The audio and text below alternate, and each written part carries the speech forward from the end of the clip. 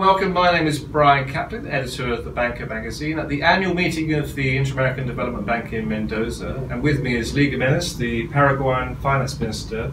Welcome, Minister. Now, one of the most interesting things about Paraguay is it's growing at the fastest rate of any country in Latin America. But you had the same kinds of challenges that the other countries had with falls in commodity prices. So how are you doing so well? Well, thank you, Brian. Thank you so much. I'm happy to be here in the assembly. Well, Paraguay has, I would say, a very interesting story. We, like all the other countries, commodity sellers, we have faced a 40% decline in commodity prices, as you well indicated.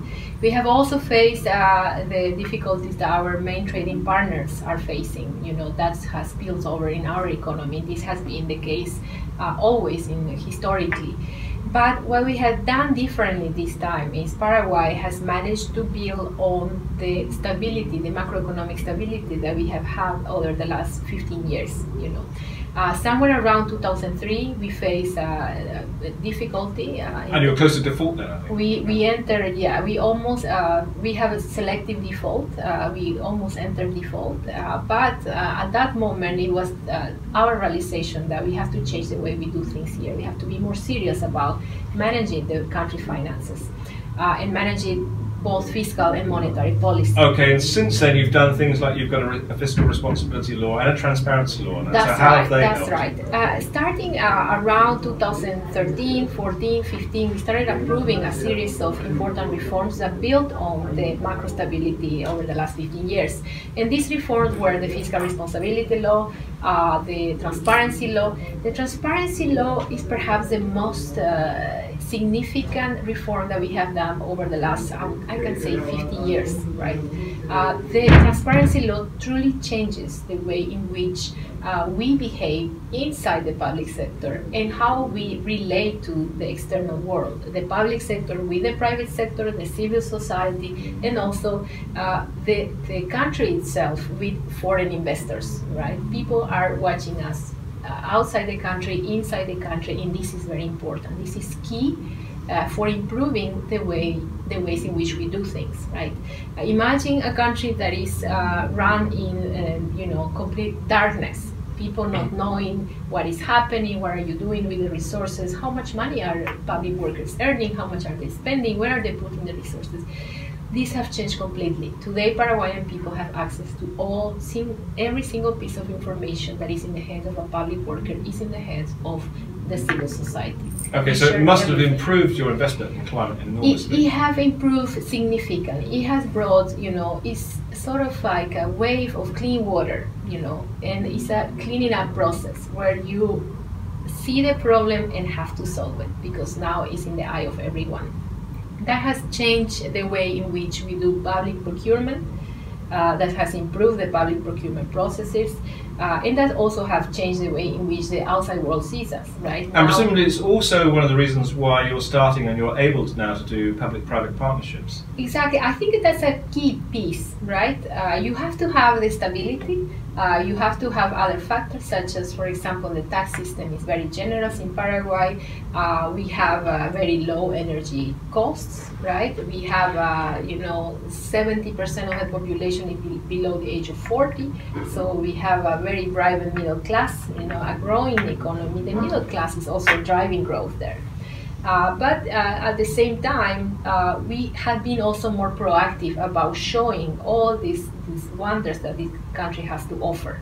What do we mean by that? In the past, we had been a relatively shy country. We were not very open about or proactive about showing what this country has to offer. Now we have finally been participating actively in all kinds of international forums, activities, meetings, investors, exactly. And now we are showing the world what we mean and what we have. Okay, so now let's just talk, because the other thing that's happened is you've been able to access the markets. I think you've accessed the markets, the international bond markets, about 6 times since 2013. That's right. So what's the strategy behind the strategy? Let's see. The government entered in 2013. We are sort of toward the end, and when we enter, we have a very, I would say, ambitious infrastructure agenda. Right, the country has a significant infrastructure gaps that we need to eliminate. right, as fast as possible. And therefore, we came up with several tools, powerful tools, such as the issuance of bonds in the international markets. That also helps the way people see us, people finally see us, and also we have to take care of how we see, how the world sees us, right? We have to take care of our finances, we have to take care of our economy, we have to show a good image constantly. Second, we also have the PPP law, the key in hand law, and other laws that were created to push infrastructure and infrastructure projects. So this has been transformational. In the sense of being in the international markets, we have our 6 issues this year. Every single time we have been improving our, the rates, the yields. They have been decreasing. The spread relative to the U.S. Benchmarks have been decreasing significantly. The last time we came out a couple of weeks ago, it was actually a quite challenging moment for the financial markets. We went out, we offered 500 million. We were not 100% certain of what we will get, given that the market was closed for about, the LATAM market in particular was closed for about a month, right? And the transactions that took place before that month were not very positive, they didn't have very positive outcomes. Therefore, when we came out, we told Paraguay story, we talked about the fundamentals of the economy, and I think being in the market year after year, credit is starting to be recognized by the international markets. Our story is finally being recognized. Our trajectory is so important. We have demonstrated that we are just going up that ladder of development, and the ladder of institutional capacity, in other areas, right? Transparency, all this. So showing a good image, to the fullest extent of the meaning of that has been crucial for us. In the last emission, we were a bit uncertain, we were a bit conservative. We went out with a high 5, which is close to a 6.